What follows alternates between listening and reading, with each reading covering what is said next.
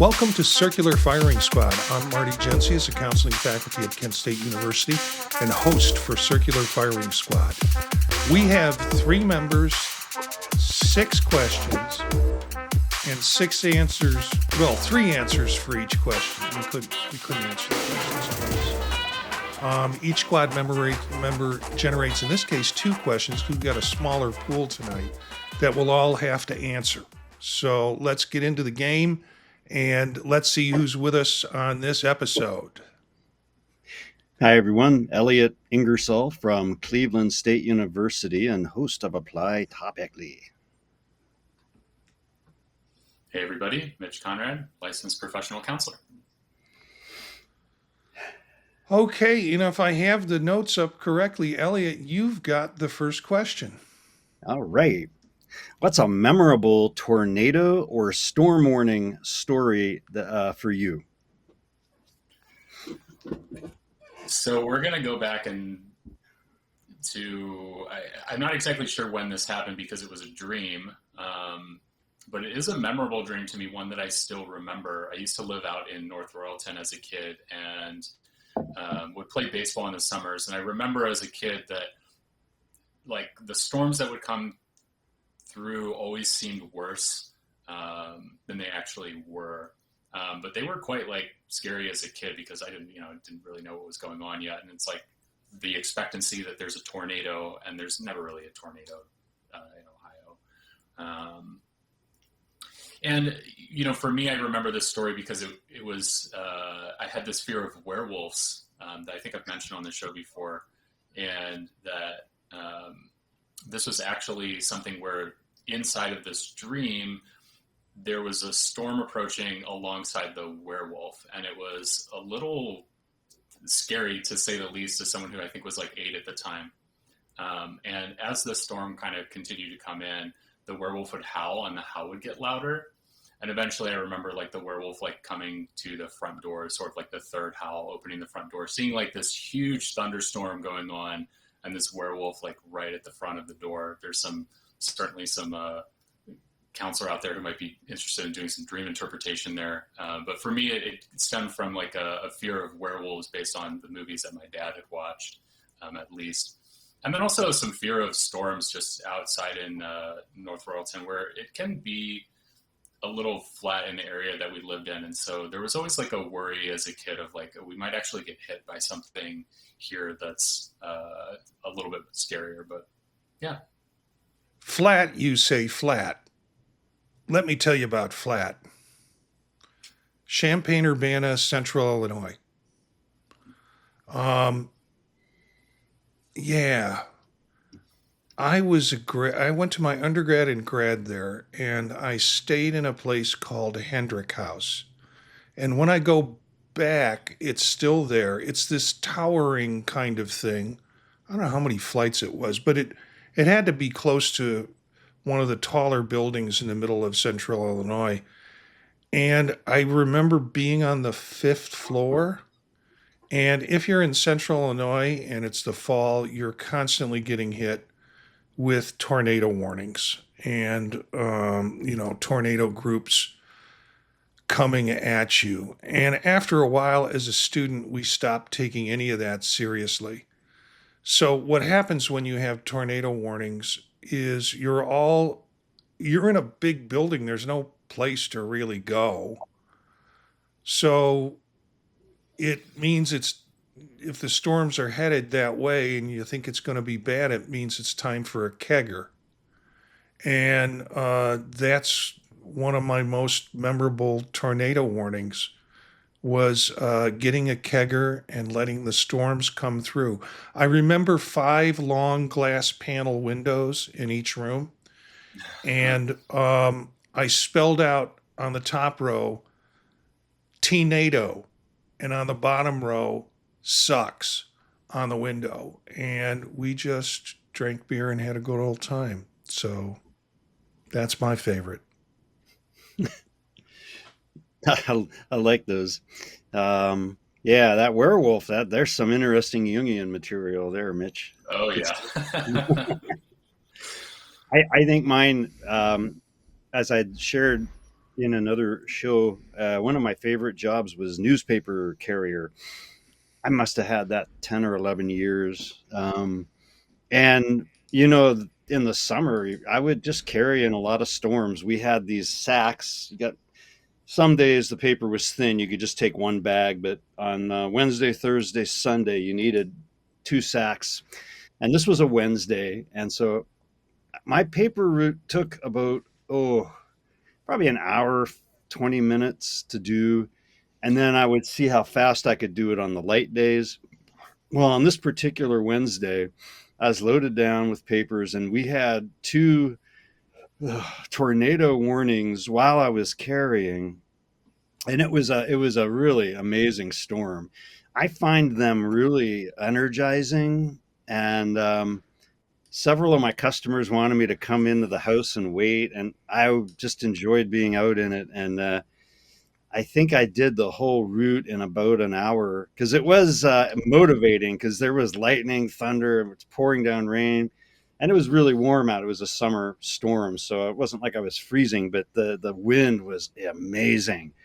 And yeah, I finished, and I think we'd had a tornado touch down in the county a couple of times, but it was just, I don't know why, but it was one of the most innovating experiences I'd had up to that point in my life. And then after that, I always found storms to be kind of like companions. And I would always like to take the kids outside and we'd watch the storm roll in on the porch. My dad and I used to do that too, but that one was a biggie. And I just remember feeling I was going to be okay. I didn't really worry, kind of foolishly, but that's youth. Yeah. And so, yeah, trudging that day with the papers, that was something. Okay. How come all of my memories of tornadoes are fond memories? Because your house didn't get hit.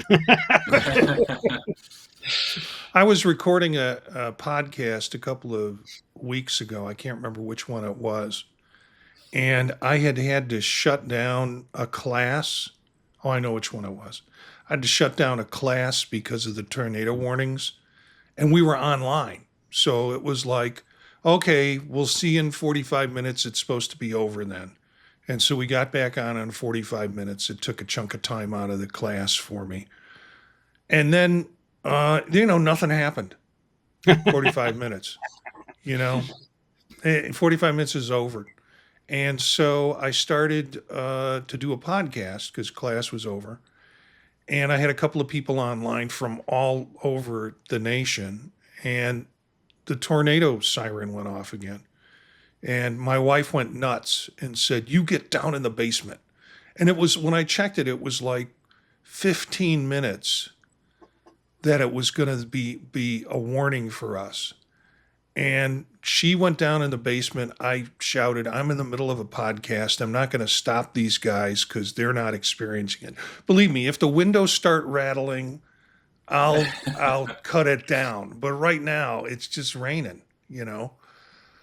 She was not pleased, but she forgot about it. She went upstairs, went to bed after that. I worked a little late, and she forgot about it, and nothing was said about it the next morning. Mitch, you've got the next question. All right. What are your thoughts on pairing the words need and therapy? Mitch, you got to help me with this one. I don't know if this is a particular context that you're aware of, but Yeah. I'm trying to figure out. Explain it to me.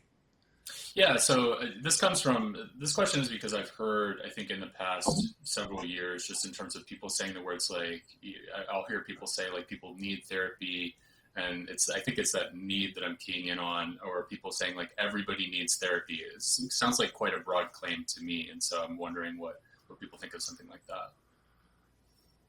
Well, that changes my answer, I guess. Sure. My answer was primarily, I think people are triggered by the word therapy. At least in my program, we have people who go nuts, faculty who go nuts when they're now. Of course, what do I teach in the course? One of the courses I teach?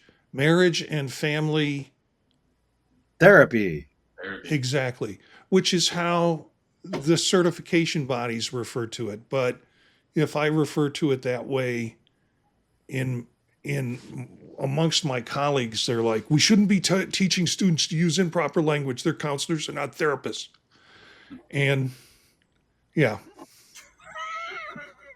So I'm old and I don't have to change. So I'm going to continue to use the word therapy. Occasionally I will call clients patients because within the context of what we're talking about, they would be referred to as patients when we talk about psychiatric stuff.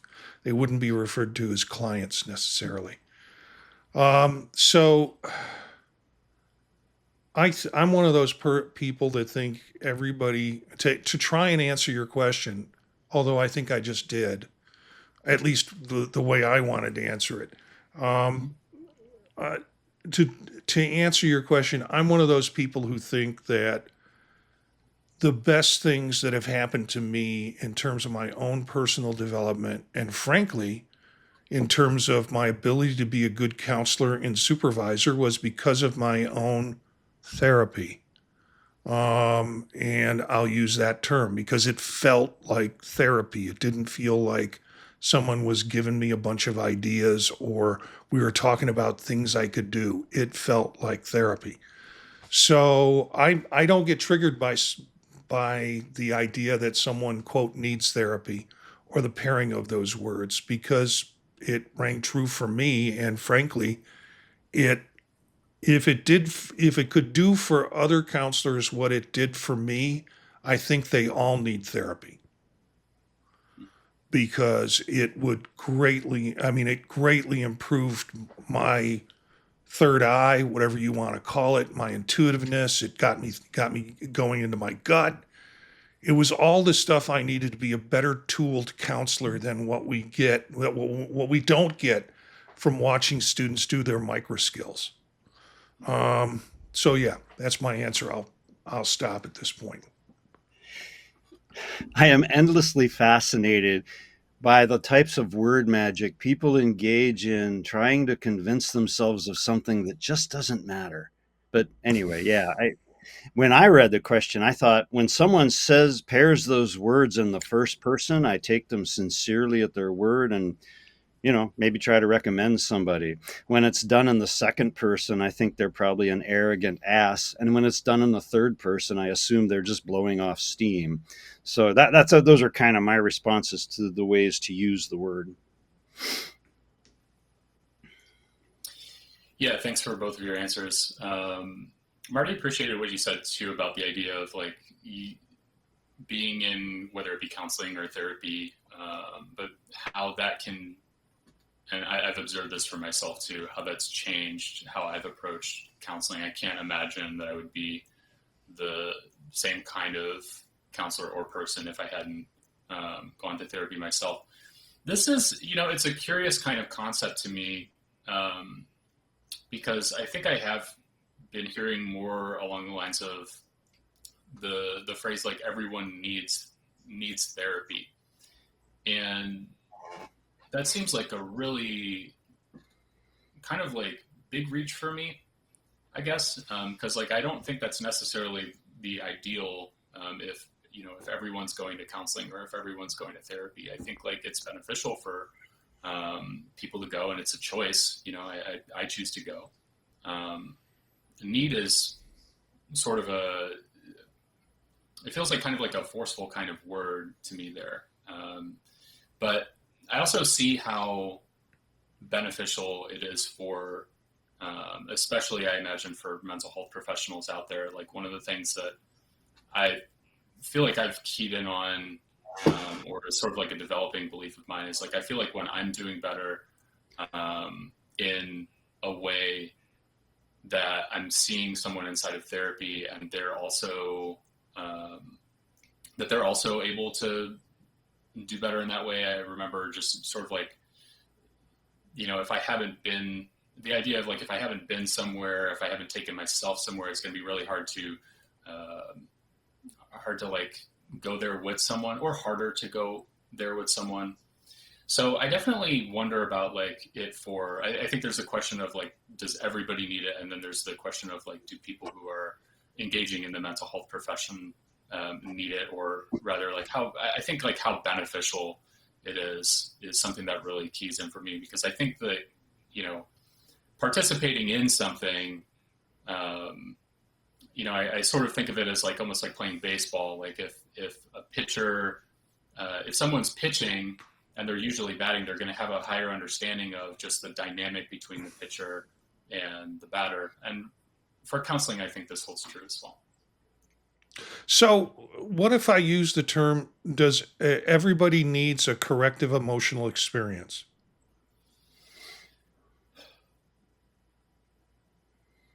I mean, I like that. I think the caveat would be, well, what do they need a corrective emotional experience for? Would sort of be my question. If someone has necessarily like gone through something like really significant or really bad, then that's, I think, the concern for me of like, well, if someone needs a corrective emotional experience for that, it sort of implies that the bad thing happened in the first place. And also, like, corrective emotional experiences are so powerful. It's like, for me, it's one of the ways that I conceptualize that healing happens inside of therapy. So I still like that. Yeah. Yeah. I mean, and what you need for a corrective emotional experience could be as a result of living through a lot. I'm not saying you did, but the example is you could have lived through a lot of trauma. Whereas I just had a parent that I disagreed with that passed away, that I need to have an emotional experience, so different levels of corrective emotional Right. experiences. But I think everybody benefits from that. There's no losers in that process. I think it more like, for me, like what Jung was aiming at and wrote a lot about is people, they need to begin introspection, and then that may lead to these other things. He was huge on that, and he said that the problems of the species will not abate until introspection becomes something that is considered nominal and ordinary. Yeah. And I think too, like, there's the idea of people can have corrective emotional experiences outside of counseling and therapy as well. Yeah. Yeah. All right. So my question, what's one lesson about boundaries that counseling students often don't understand until they're practicing?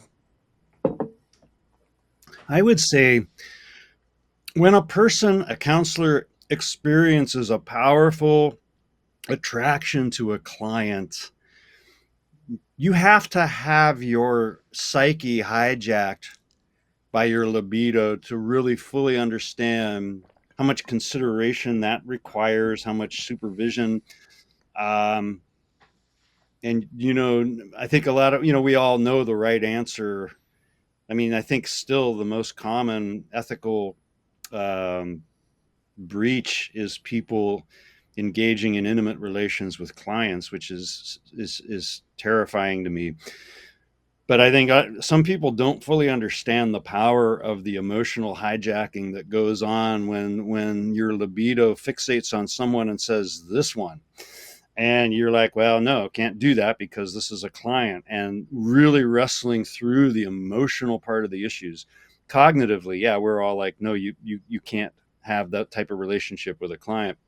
But to wrestle with it emotionally, and then to make that determination of how one is going to metabolize that, or if one can't, referring the client. But I think that requires firsthand experience. That's a good one, Elliott. Yeah. Yeah, it really makes me think about like the cognitive part of ethics versus like the emotional reality. This was something for me that came up. I think of, I frame counseling for myself of more like a communication field.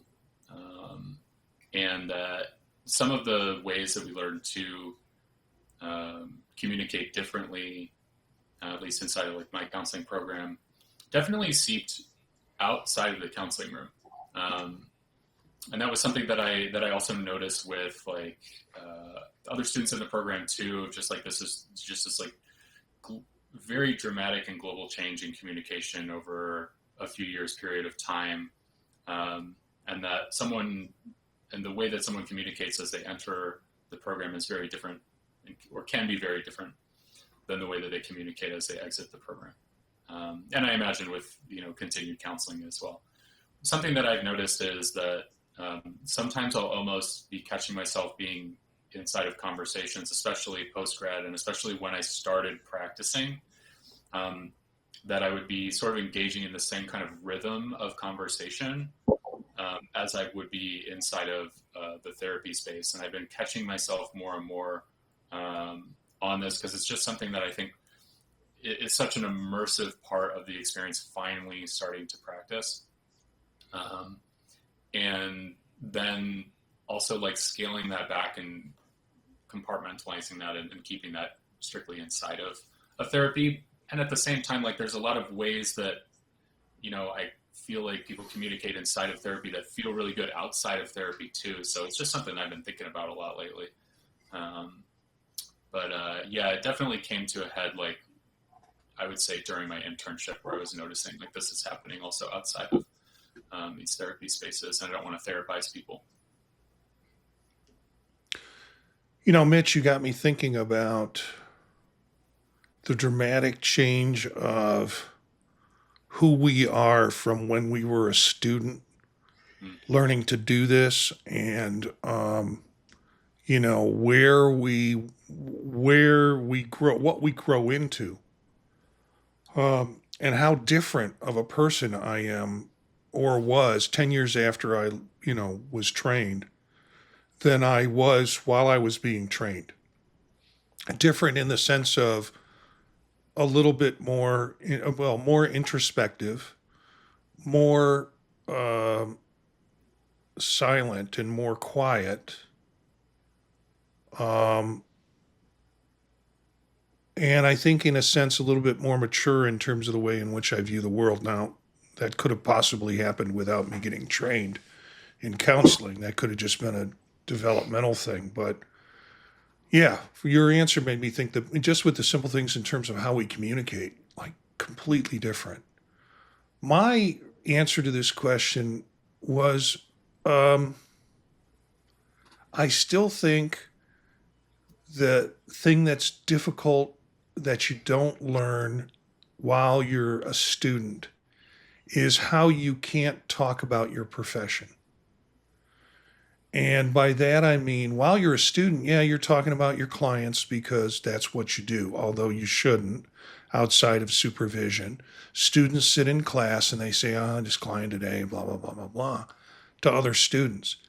And that's kind of the newness of the experience. And so they're kind of sharing, this is the new thing for me now. This is what's tackling my day. But at least where I went with that after I finished my schooling, and while I was doing my schooling, was I kind of started to see it, and this comes from my Catholic upbringing, I kind of started to see it as the priesthood and confessional. It's like priests don't walk out of the confessional and go to dinner with people and say, oh, let me tell you the sins I heard today.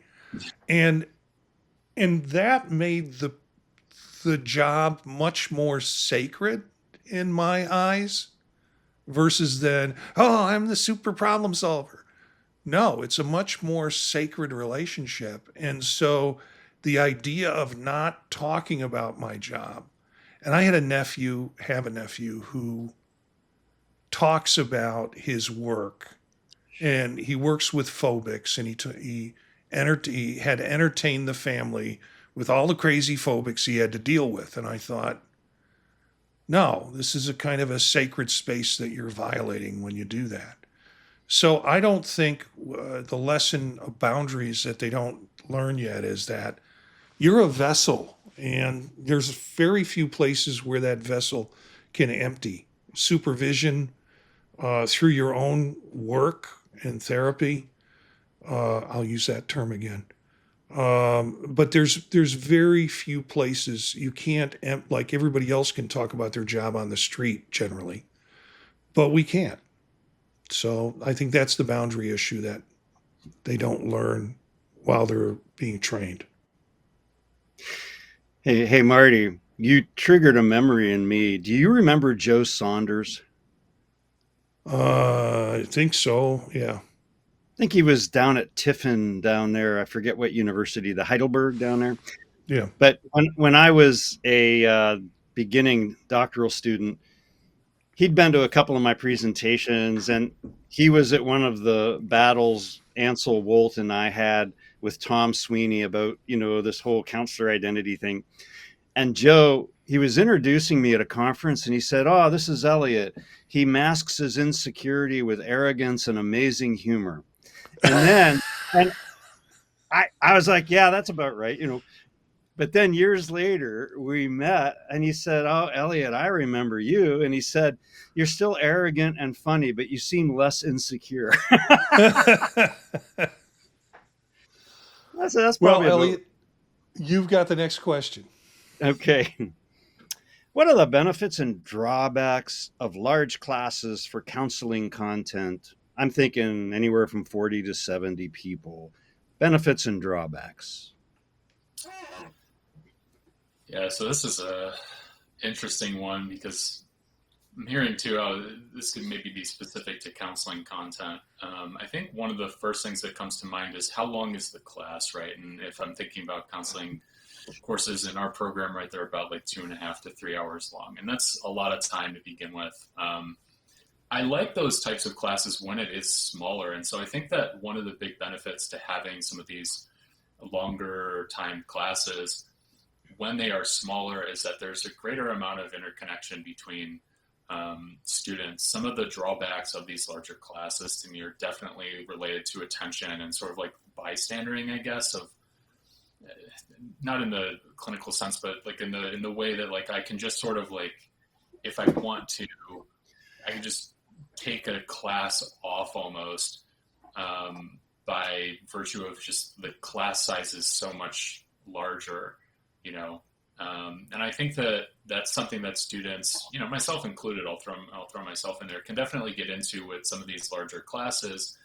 There's strategies that, I definitely employed when I was in graduate school, like where am I sitting? Do I have my laptop open or not? And that it really does seem to be a matter of attention. If I know that the professor's attention is split between 40 students, then I'm sort of risking less, I guess. And however, if it's a class of 12 students, well, I've got to be really present because that there's less of a, I guess there's more attention that could be paid to me, I suppose. Obviously there's cost effective stuff, when, with larger classes and everything. And, with a class of 40, there's more activities that you can do than a class of 10 or 12, and a greater variety of perspectives and opinions in those larger classes. I've always preferred smaller classes in my experience. 12 to 18 feels really good for counseling programs just because of the interpersonal nature of things. Hey, Mitch, do you mind if I tag on a question for you? Please. Because you've done some brilliant guest lectures for me, but those were in pretty large classes. How was it as a lecturer when you had 60 people? So I think the largest that I've ever done a workshop or lecture for is about 100 people. And it feels like there's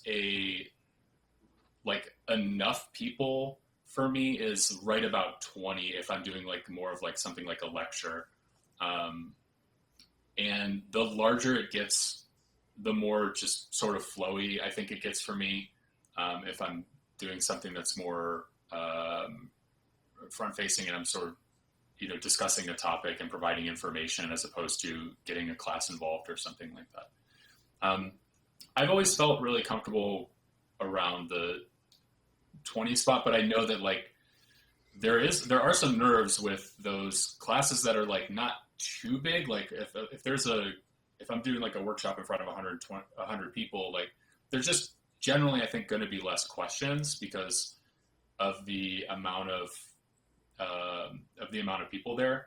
with 40 though, it becomes a lot more. I've noticed that it's just become a lot more involved. There's a lot more back and forth. There's a lot more questions. There's a lot more, hey, this is my input here. What is your perspective on this? A lot more perspective sharing. And so I think there's like a wide range of variability that I haven't really keyed in on, but it's a good question. I struggled with this question because I had to keep in my headspace that this was not a one-off, that this was a lecture class that I would be delivering through the whole semester. And I had a hard time finding any benefit other than I could pass on a lot of information, which is not necessarily the way I like to teach, the idea that I'm dumping a lot of information on a large group of people. And we have one class that is to that extent. It is our career class, and it's by choice of the instructor that it's that large. And there's a lot of students enjoy it, but I think there's a lot of entertainment that goes on in that.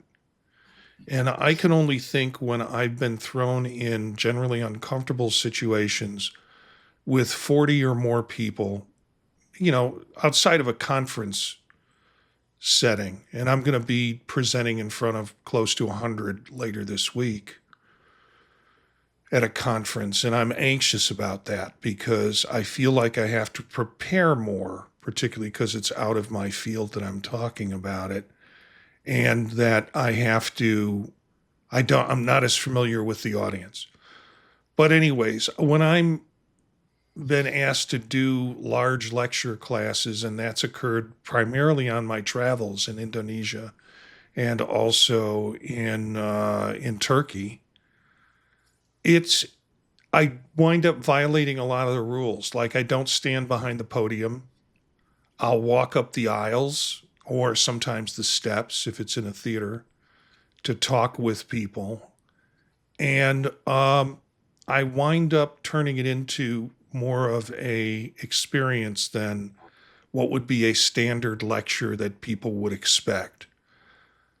So I personally don't see a lot of benefits. If it's just about content, you can give people content and there's not much I'm adding to it if I'm just teaching content. I think back to my biology classes that had like 150 to 300 people in it. It was just delivering content and me capturing that content and studying it and trying to figure it out. That was not necessarily beneficial for me, but it did mean that the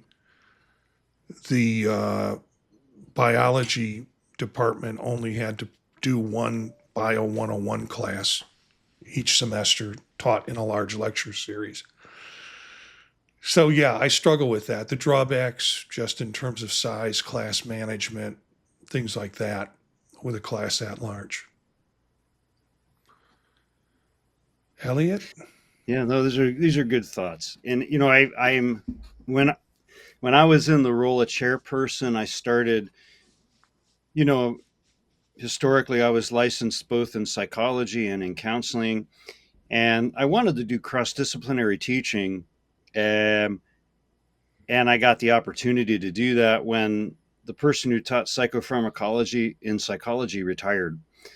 And it was, I don't want to mention her name, without checking with her, but there was one brilliant student who said, they've got a psychopharm class in the counseling program. Why can't we do that? And that started a relationship with psychology where I started teaching psychopharmacology to counseling students as well as school psychology and clinical psychology. And in some cases, I thought there were very important cross kind of disciplinary ideas that came out in the dialogue. But I was also trying to get more faculty. And so I was making deals with the provost. And I said, if we bring in this many student credit hours and we increase it by this much every year over 3 years, what will you give us? And they would give us a faculty position. So it was kind of a ace in the pocket. But back to one of your ideas, Marty, I had to do a lot more edutainment, and I have, songs we sing in Psychofarm. And I talked to my colleagues a lot about, because we do psychopharmacology in fall and in spring, and the fall course is more like 30 students. The spring can get up to 70. And but I'll be honest, I couldn't believe psychology was just willing to give away all this student credit hours. And as a mercenary chairperson, I was like, we'll take them. And we took them, and we still do. And they're happy with the results. I'm happy with the results. But I feel like I don't have an attendance policy, because I like you said, Marty, people can get content in many ways. And I'm like, if you can pass Psychopharm by still missing 5 classes and get an A, God bless you. Good for you. You are what I would consider one of those intense sort of students that figure it out. And there are tons of those. And then there are people like, I had student study groups come in, and they helped me craft different ways to teach the course. I used to use an anatomical coloring book for the brain, but they said it was too much. And I'm like, yeah, you're right. And then we would start focusing in on just simple, almost caricatures of the nervous system to make certain points about how neurotransmission works. And those student study groups helped me figure out ways to make a larger class more engaging. And they were also like, we need more case quizzes. And I think since you had the class, Mitch, we have a case quiz for every class of medication, and people, they really seem to like that. So less time on content that they can read. I wrote the freaking book, so I know what's in there, and they don't need me to say it all. But we scored so many coups getting faculty with that source of student credit hours. So I was in a very mercenary frame of mind, but I was also concerned about the quality of the educational experience, and I'm still working on it. But I'm a believer in, when a student needs to get in a class to graduate, you get them in there.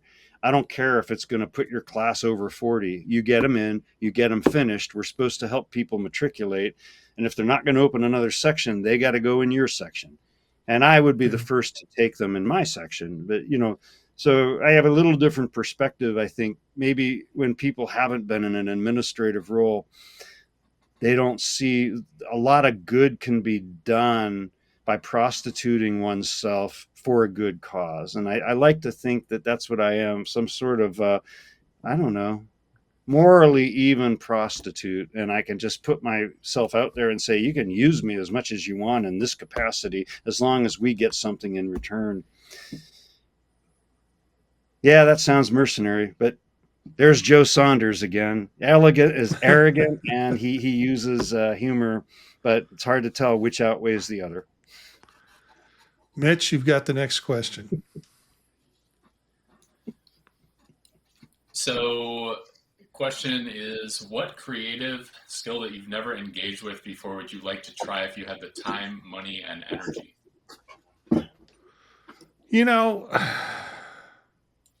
You put these caveats on here, and that you've never engaged with before. And I guess I've engaged with it, but I don't consider myself of greater talent. If I had money and time and effort and energy to be able to do it, I would probably try and do singing.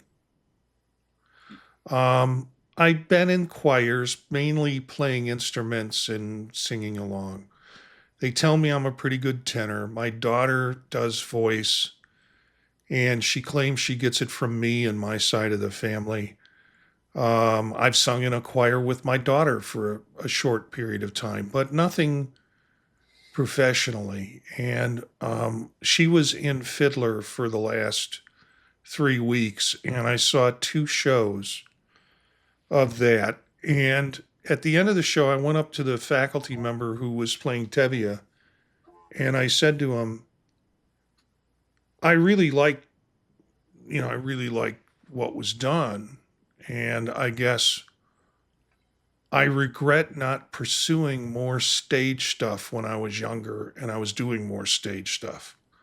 Because at this point in my life, I don't see myself ever playing Tevye.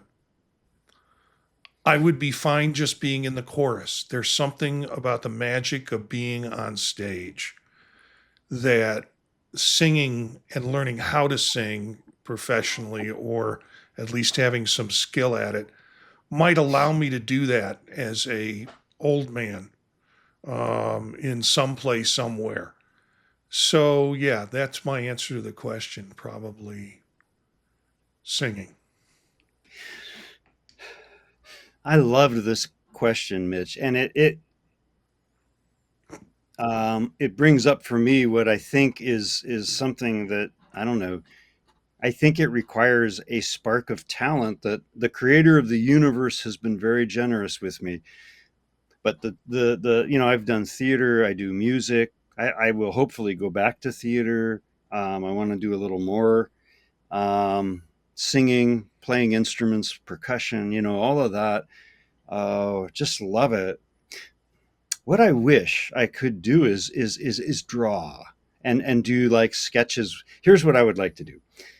I wish I could have done everyone who has been an intimate partner of mine throughout these 64 years, and there's not a lot. I mean, it's a small number, but I wish I could have been able to draw them nude, not nude, it doesn't matter. But my deep appreciation for what they shared with me, I wish I could have drawn them and just it would not be published like anywhere. It would just be to give to them something that reflected what I experienced in what I will call their soul. I wish I could have drawn something that illuminated the transcendent radiance that just drew me to them.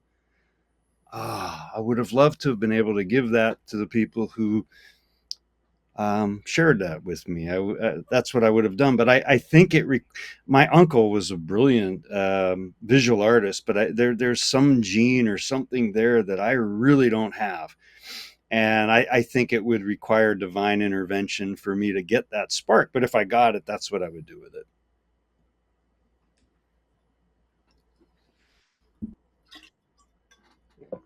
I think you're muted, Mitch. Oh, sorry. There we go. Yeah, really appreciate both of your answers. I also did not receive the drawing gene, or maybe haven't practiced it enough. I don't know. Certainly something that part of me wishes I had, and the other part of me is okay with the musical part that I think I got. I know for me, I've been thinking about this for a really long time, going back into fifth grade. And I think I've even mentioned it on the pod before, but I remember actually it was the sixth grade when they introduced saxophones into our middle school band. And I was a trumpet player. I played trumpet for 3 years until I got braces and went from first few chairs to last few chairs within one day, and that was a little bit too much for my ego to take. But I don't have braces now, and so even after quitting the trumpet, I finally got a chance to pick up saxophone. Just in fact played it for the first time today. I played in quotes, but I figured that, hey, I did have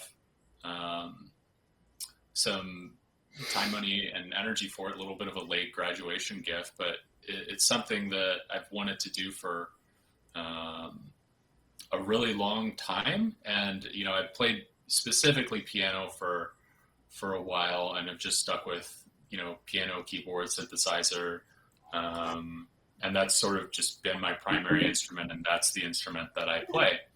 And so now it's sort of this new venture, I guess, to try a different instrument. It's very weird to pick up another instrument and be thinking about all the ways that like my piano playing is going to impact my saxophone playing, and how my saxophone playing might make me a better piano player. Like I don't know. So it's kind of an interesting journey that I'm embarking on right now. That is delightful. I mean, saxophone is such a sexy sound. Is it an I alto, love it. tenor, Oh, or it's a a tenor. baritone? Tenor? Okay, yeah. Yeah, No, I love tenor. lovely sound. Yeah. I worked with a sax player who his real dedication was clarinet in the kind of Betty Goodman idea, but boy, when he got on that sax, he would just transfix people with those sounds. Yeah. You know, I forgot to say this. The guy who played Tevye, the faculty member, when I told him that I regret this, he said, "Never too late. It's never too late." Um, and I worked for a psychologist one time who there was another psychologist in town that our agency had to interact with quite a bit. And the psychologist I worked for knew that this psychologist used to be like a big saxophone player. So anytime he wanted to insult the other psychologist, he would say, "Should have stayed a saxophone player," um, instead of being a psychologist. Ouch. Ooh. So my question is, what's a minor inconvenience that can ruin your entire day?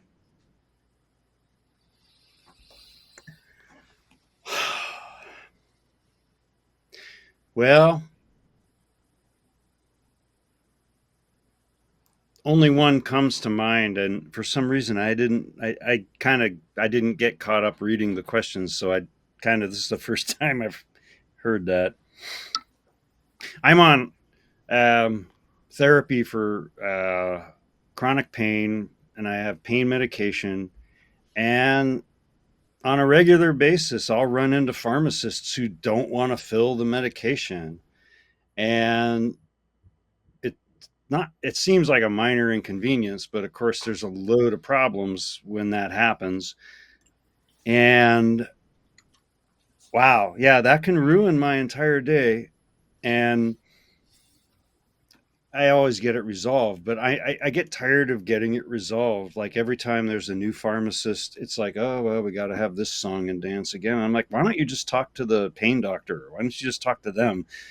But yeah, that's something that I've been working on, doing all kinds of different therapies to try to get away from it and reduce it. But yeah, it's a tough one, and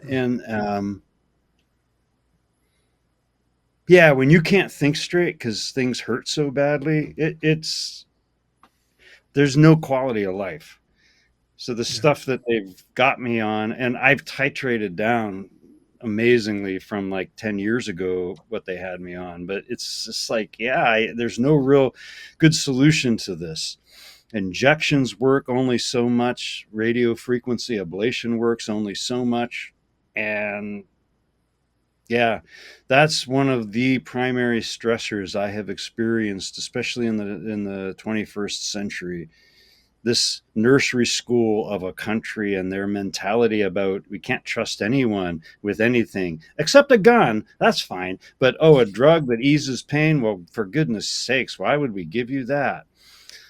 Uh, there's a lot of stories behind there, but I'll just, I'll stop there. This one was a bit challenging for me until I found the general idea of it. And a lot of these minor inconveniences for me have to do with snow and snow weather. You know, I know for me, like there are times where it's like, and I'm not even sure if that's necessarily considered a minor inconvenience as opposed to just like, it's just the weather. But I know for me, like, you know, driving in the snow can definitely be pretty mentally taxing, especially when, you know, my commute was 40 minutes. And generally, if I am driving anywhere based on where I live, like I am driving about like 40 minutes. There's also like one thing that like reminds me a little bit of like when I was in college, especially with snow, is like I didn't really have like good snow boots yet, or like a good pair of boots, and so like just like wet socks is something that will just like really, even just a little bit. It's like, oh, I don't have like a period of change into or anything like that. I've just got to like go about that, go with that all day is something that can make me feel frustrated. I think it's a lot of snow type conditions and snow type experiences. I can't think as well when I'm cold. And so I think sometimes like the weather outside will um, make me not be in the best of moods, I suppose. Um, Things like that. I really love I really love the summer right now. It's fantastic. All right. So minor convenience. This I don't know where this question came from, but I had an immediate answer. Minor convenience for me is going to the eye doctor because the eye doctor is always an hour or more late from the time they tell you you're going to be there. So I can't figure out after all these years why the eye doctor can't figure out how long it takes them to do their job and just schedule appropriately.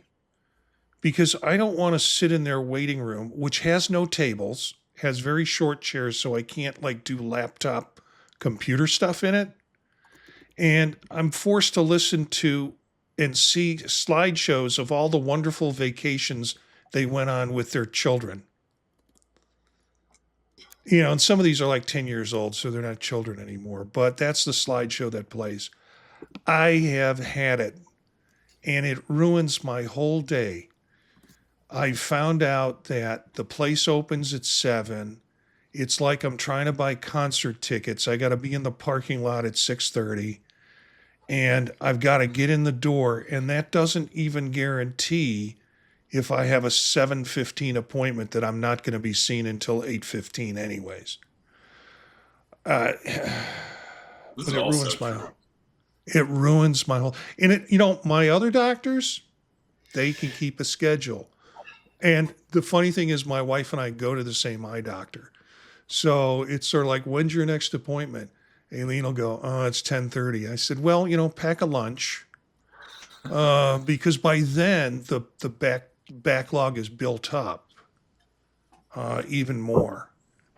And then she forgets to bring like headphones so she can watch a movie. Instead, she has to watch the vacation slides in El Salvador, doing relief work. Yes, our optometrists have a soul, and they like to do good things for other people, but they can't keep a schedule on time. Yeah. I'm right there with you. Final shot question. If your pet, or if you don't have a pet, if there is a random animal, suddenly became fluent in English, what's the first thing you'd ask it? Well, I would be like, hey, are you having the same like individual sentient experience that I'm having? And if so, what do you think the meaning of the universe is? And, how does that relate to your tribe, your pack of creatures? And is there anything else that maybe we can do to kind of join forces? Because you never know when you're going to need an ally in this life.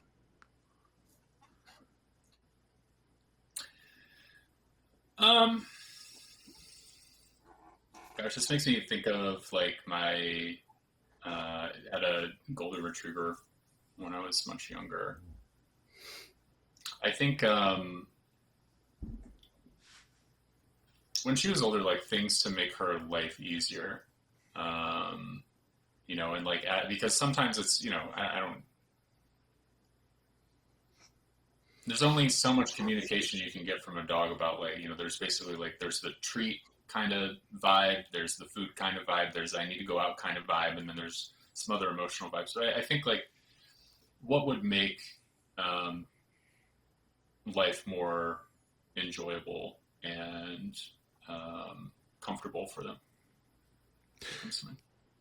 This started an argument. Not an argument, a disagreement. I decided not to turn it into an argument with my wife because I wrote the questions up, came up with this as a final shot question, and then said, hey, guess what the final shot question is on the show tonight?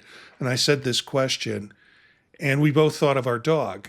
And she said, the dog, I said, the question I would have is, how are we as owners? Are we doing a good job? And Aileen reacted to that like, dogs don't think that deeply. I said, well, you don't know that. And two, this dog can suddenly speak English, so I can ask them questions in ways. She goes, oh, yeah, I know the dog's happy. The dog, food, walk, ball, follow me around. The dog's happy. I said, no, that's just your assumption. That's your anthropomorphic way of thinking that the dog is happy. I would want to ask the question to the dog, are you happy? Are we doing a good job? And then she wanted to say, no, well, that's a stupid question, blah, blah, blah. And I decided, this is the beginning of an argument, and I will just keep driving till we get to the store. Yeah, that's it. That wraps up the show, actually. So thanks to the firing squad, Elliott and Mitch joining tonight. We did double rounds, and that was kind of cool. Check out other podcasts that we have at the podtalk.net website. There's a variety of podcasts that we produce through that website and have been doing it for a while. This is our 90th episode of Circular Firing Squad. We've been doing this for a couple of years. We try to do it every other week. Sometimes it stretches to once a month, but we're heading into our 100th episode of Circular Firing Squad. So if you've just begun listening, that's great. There's plenty of back episodes you can go to with the same kind of mood and same kind of stuff. And as we get closer to 100, we will come up with something special to do for the 100th episode.